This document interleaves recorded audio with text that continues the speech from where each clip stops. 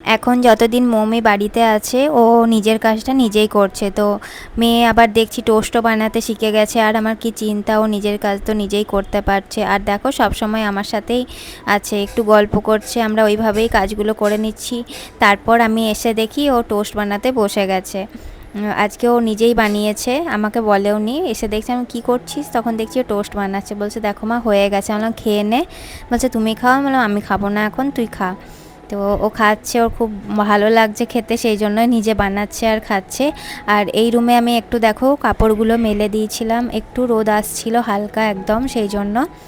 আর আজকে একদম মেঘ করে আছে এখন দেখছি, সেই জন্য আমি আবার কাপড়গুলো তো শুকিয়ে গেছে, একটু রোদে না দিলে কেমন একটা করে, স্যাঁতস্যাঁতে গন্ধ ওঠে, সেই জন্য আমি একটু রোদে দিয়েছিলাম। তারপরে দেখি এখন মেঘ করেছে, কাপড়গুলো শুকিয়ে গেছে, সেই জন্য আমি এখন গুছিয়ে রেখে দিই। দিন ধরেই দেখছি মেঘ করে আছে, কিন্তু প্রচণ্ড গরম লাগছে এই মেঘ করার জন্য। বৃষ্টি কিন্তু হচ্ছে না, শনিবারে হালকা হয়েছিল, এখন তো কোনো বৃষ্টির কোনো গন্ধ নেই, কিন্তু ওই প্রচণ্ড দেখো মেঘ করে আছে।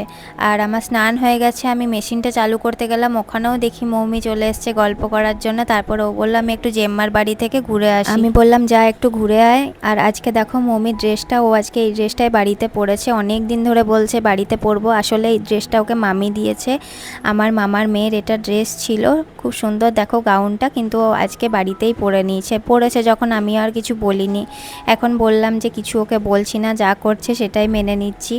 তো ওই কিছুক্ষণ পড়েছিল, মানে সারাদিনই আজকে পড়েছিল চান করার পর থেকে।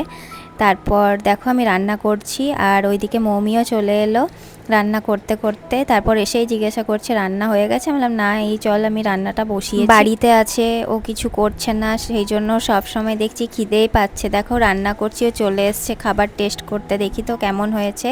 তো একটু গরম লেগে গেছিলো, তারপর আমি আবার ফু দিয়ে খাইয়ে দিলাম। তো আমাদের লাঞ্চ করা হয়ে গেল, তারপর ভাবলাম একটু ফল কেটে খেয়ে নিই দুজনে। তো আমরা আজকে পেয়ারা মাখা করেছিলাম, বিট নুন দিয়ে একটু মশলা দিয়ে বানিয়েছিলাম, খেতে খুব সুন্দর হয়েছিল, কিন্তু মৌমিরও বেশ ভালো লেগেছে। আর একটা পেয়ারা দেখো একটু পেকে গেছিলো, কিন্তু ওটাই বেশি টেস্ট লাগছিল খেতে। আমি ভাবলাম ওটাই হয়তো খাওয়া যাবে না, কিন্তু দেখছি ওটাই খেতে বেশি ভালো লাগছে। মৌমি দেখো তারপরে কাবাব স্টিকগুলো নিয়ে ও কাবাবের মতো করে ভরছিল পেয়ারাগুলো।